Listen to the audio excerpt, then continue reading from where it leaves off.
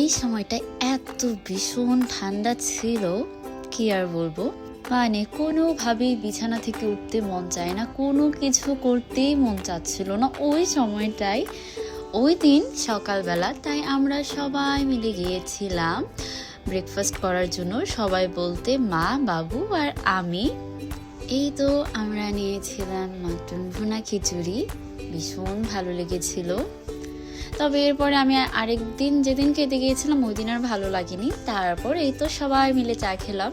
Normally মা বাবু অত একটা চা খায় না, মা তো আমার পাল্লায় পড়ে, আমি যখন থাকি তখন সব সময় খায়, বাবু তেমন একটা খায় না। এই তো তারপরে সবাই মিলে চা খেলাম। সবাই মিলে চা খেতে আমার ভীষণ ভালো লাগে। চা একাও খাওয়া যায়, তবে একা খাওয়ার থেকে যখন সবাই মিলে খাওয়া হয় তখন খেতে দারুণ লাগে। এটা আমার মনে হয়, আমার ফিল হয় আসলে। এই তো আমি আয়েশ করে চা খাচ্ছিলাম। এই সময়টা যে আমার কি ভালো লাগে। ওইখানে চা খেতে খেতেই বাবু বলছিল বাবু একটু চক বাজারের দিকে যাবে। তারপরে আর কি আমি বললাম আমিও যাব। তারপরে মাও বললো মাও যাবে। তারপরে এই তো ফাইনালি এই চা পর্ব চুকিয়ে আমরা সবাই মিলে চক বাজারে যাই। আমার সত্যি কথা বলতে ছোটবেলা থেকে, মানে যখন আমি একটু শুনতাম চকবাজারের কথা, তখন থেকে ইচ্ছে ছিল যে চকবাজারে যাব, কিন্তু কখনো ওইভাবে যাওয়া হয়নি ওই দিকটাতে।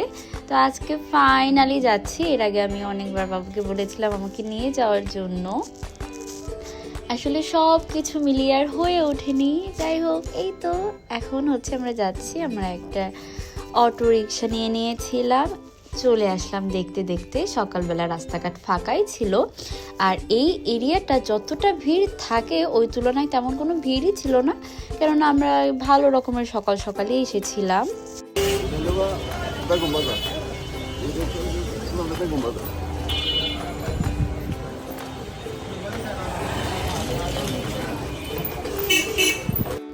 আমার ছোটবেলা থেকে এই ব্যবসাপাতির ব্যাপার স্যাপার জানতে, গল্প শুনতে ভীষণ ভালো লাগতো।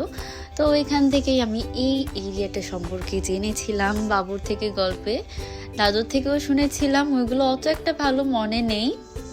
তো আমার সবসময় এটা ইচ্ছে ছিল যে এই এরিয়াটা আমি একটু হেঁটে হেঁটে দেখবো, এদিক সেদিক যাবো, ওই ব্যাপারটা কেমন ওইগুলো দেখতে।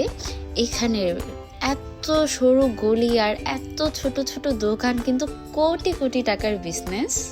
এই যে এই ব্যাপারগুলো বরাবরই আমার ভীষণ ইন্টারেস্টিং লাগে, আর আমি তো ভীষণ মজা পাচ্ছিলাম। জায়গার নাম, এটার নাম কি?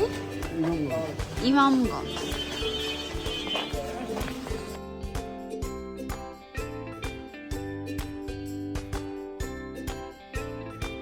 এই যে এখানে যে দোকানটা, এখানে এসে বাবু দাদুরা ব্রেকফাস্ট করতো বা দুপুরবেলা কিছু খেত। সেই কত কত বছর আগের দোকানগুলো এখনো আছে, আর ম্যাক্সিমাম জিনিসপত্রই নাকি পরিবর্তন হয়ে গিয়েছে, যেটা বাবু বললো। আগে এমন ছিল না, অনেক কিছুই অনেক চেঞ্জ হয়ে গিয়েছে। তারপর বাবু দাদুরা যে সময়টায় আসতো এই দিকটায়, তখন যারা ছিল তারা হয়তো কেউ কেউ বেঁচেও নেই, আর পুরো এরিয়াটায় অনেক অনেক চেঞ্জ হয়ে গিয়েছে। আমার তো এগুলো দেখতে যে কি ভালো লাগছিল, আর যতই সময় বাড়ছিল ওই দিকটাই ভিড় বাড়ছিল, এদিককার সব কিছু খুলছিল, মানুষজন বাড়ছিল।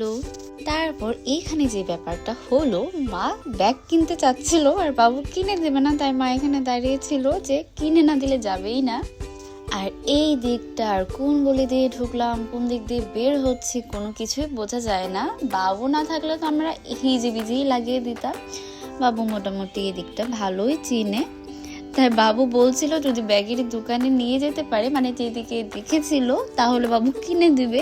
কিন্তু আমরা কোনো গলি চিনতে পারছিলাম না, কারণ সব গলি দেখতে একই রকম, ঘুরে ফিরে এক গলিতেই বারবার ঘুরছিলাম। দেন ফাইনালি এই তো বাবু এখন ফাইনালি নিয়ে যাচ্ছে মাকে ব্যাগ কিনে দেওয়ার জন্য।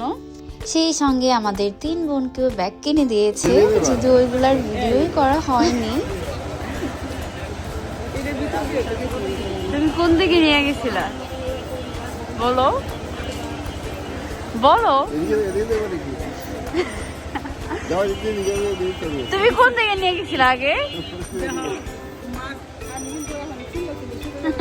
এই তো তারপরে আমরা ব্যাগপত্র কিনে এবারে ফাইনালি ব্যাক করছি, তখন বেলা 1টা মতো বেজে গিয়েছিল। আমার সুন্দর দিনের একটি সুন্দর সকাল কাটলো। যাই হোক, bye for now, see you in the next video.